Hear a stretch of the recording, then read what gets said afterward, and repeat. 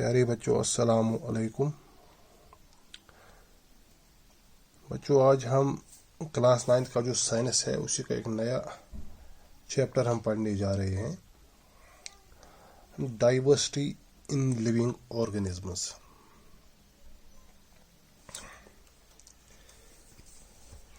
Biology کا یہ chapter ہے۔ اس چیپٹر میں جو ہمیں خاص چیز جو اس پہ ہمیں ڈسکس کرنی ہے وہ ہے کلاسیفیکیشن، جو ہے چاہے وہ پلانٹس کی ہو انیملس کی ہو، کلاسیفیکیشن کو ہمیں ڈسکس کرنا ہے، اس کی امپورٹنس دیکھنی ہے، نیڈ دیکھنی ہے ہمیں، کیوں ہم کلاسیفائی کرتے ہیں چیزوں کو، تو کون کون سے ایسے بایولوجسٹس ہیں یا اور فیلڈ سے تعلق رکھنے والے سائنٹسٹس ہیں جنہوں نے کلاسیفیکیشن میں چیزوں کو کلاسیفائی کرنے میں مدد کی ہے، اور جن کا جو سسٹم ہے، کلاسیفیکیشن کا سسٹم جو ہے وہ کارگر ثابت ہوا ہے۔ بہت سارے سائنٹسٹس آئے جنہوں نے اپنی صلاحیتوں کی بنیاد پہ چیزوں کو کلاسیفائی کیا، لیکن ان میں کچھ باٹل نیکس ہونے کی وجہ سے ان تھیوریز کو ڈسکارڈ کیا گیا۔ لیکن تو بھی ہم پڑھنے جا رہے ہیں کہ کیا کیا ان کو باٹل نیکس اس میں فیس کرنی پڑی کہ ان کی تھیوری جو ہے جو ڈسکارڈ ہو گئی، وہ بھی ہم اس میں ڈسکس ہم ان کے کریں گے۔ یعنی اوور آل جتنی بھی تھیوریز فارورڈ کی گئی ہے، جتنی بھی سائنٹسٹ نے تھیوریز پیش کی ہے کلاسیفیکیشن کے بارے میں، ان سب کو ہم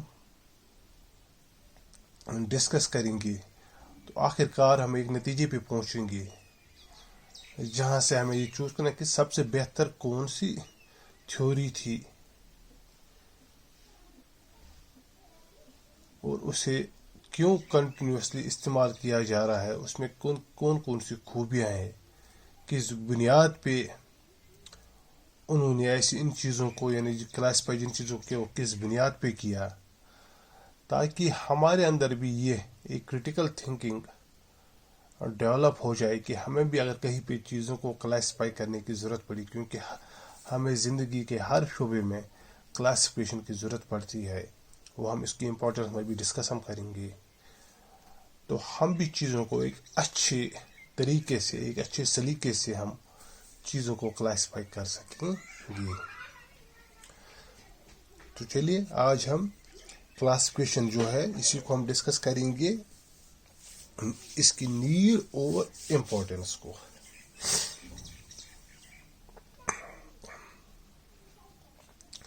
کلاسیفیکیشن جو ہے اس کی نیڈ کیوں پڑی اور اس کی ضرورت کیوں پڑی، فائدے کیا ہیں اس کے۔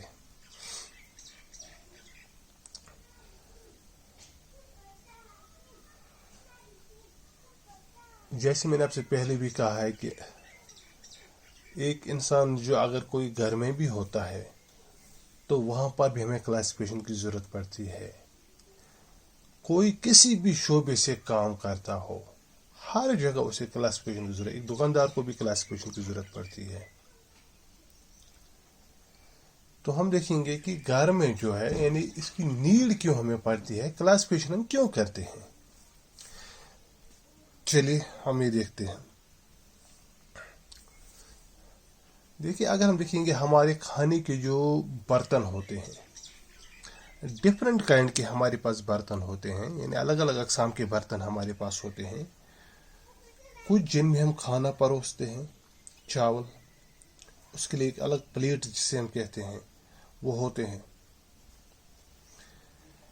اس کے علاوہ جو بھی ہمارے پاس سالن ہوتا ہے اس کے لیے ہمارے پاس الگ سے باؤلز ہوتے ہیں جن میں ہم سالن پروستے ہیں۔ اس سالن کو چاہے وہ کٹوری ہو یا اور کسی قسم کا پاٹ ہو، کیسرول ہو، اس میں سے سالن باہر نکالنے کے لیے ہم سپونز، چمچوں کا استعمال کرتے ہیں۔ پانی پینے کے لیے ہم گلاس کا استعمال کرتے ہیں۔ چائے پینے کے لیے ہم کپ کا استعمال کرتے ہیں، سبزی وغیرہ فروٹس کاٹنے کے لیے ہم پیلرز نائفز کا استعمال کرتے ہیں، فوکس وغیرہ بھی وہاں پہ ضرورت آتے ہیں ہمیں کبھی. تو غرض میرا یہ ہے کہ ہمارے گھر میں ایسی بہت ساری قسم کی چیزیں پائی جاتی ہیں جو ہم اپنے کچن میں رکھتے ہیں. تو اگر آپ نے دیکھا ہوگا ہماری ماں جو ہوتی ہے وہ ان سبھی چیز کا الگ الگ ایک گروپ بناتی ہے. یعنی جو پلیٹس ہمارے پاس ہیں وہ ایک جگہ پہ رکھتے ہیں، گلاسز جو ہیں وہ الگ جگہ پہ رکھتے ہیں، کپس وغیرہ جو ہوتے ہیں، کیٹل وغیرہ ہوتی ہے اس کے ساتھ اس کو ایک سائڈ میں رکھتی ہے، سپونز وغیرہ ہوتے ہیں ان کو وہ ایک سائڈ سے رکھتے ہیں، کیسرولز ہیں، ڈونگاز ہیں یا کٹوریاں جو ہے جن میں ہم سالن نکالتے ہیں پروستے ہیں ان کو الگ رکھتے ہیں. الگ کیوں رکھتی ہیں ان چیزوں کو؟ کیونکہ جس وقت بھی ہمیں ان چیزوں کی ضرورت ہوگی تو ہم ایزیلی اس چیز کو نکال سکتے ہیں اور کوئی بھی اس چیز کو دور سے ہی پہچان سکتا ہے کہ کون سی چیز کہاں پہ رکھی ہوئی ہے، کیونکہ ان کا ہم نے ایک الگ الگ سے گروپ بنایا ہے. جو سملر آئٹمز ہیں ان کا ہم نے الگ الگ گروپ بنایا ہے. اگر کوئی جو زیادہ پہچان والا نہیں ہوگا، ہمارے گھر کا کوئی فرد نہیں ہوگا، کوئی مہمان ہے جو ہمارے گھر میں آیا ہے، اگر اس کو بھی بتائیں گے وہ بھی ایزیلی ان میں سے کوئی بھی چیز پک کر سکتا ہے اگر ہم اسے بولیں گے.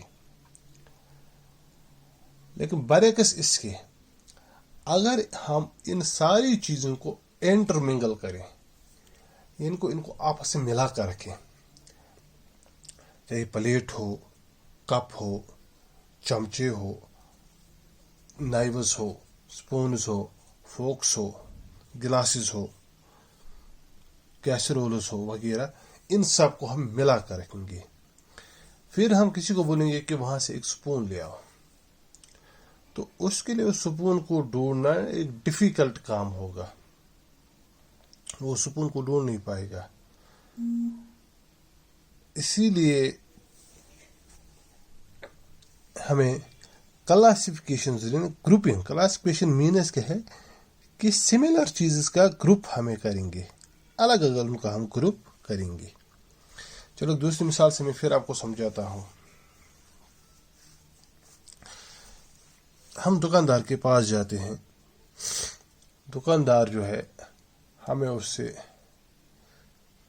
بسکٹ لانے ہوتے ہیں. تو جیسا آپ کو پتا ہے کہ بسکٹوں میں کتنی ویرائٹی آج پائی جاتی ہے، کہنے کی بات ہی نہیں ہے. لیکن پھر بھی عام دکاندار جس کے پاس ہم جائیں گے 8-10 اقسام کے بسکٹ اس نے اپنے وہاں رکھے ہوتے ہیں جنہیں وہ بیچتا ہے.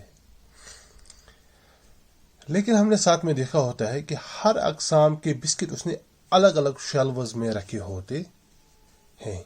ایک ہی شیلف میں ایک ساتھ وہ ان کو مکس کر کے نہیں رکھتا ہے. اگر ایک ہی شیلف میں وہ بسکٹ کو رکھے گا لیکن ان کی جو قطار ہوتی ہے انہیں وہ الگ الگ قطار میں رکھتا ہے.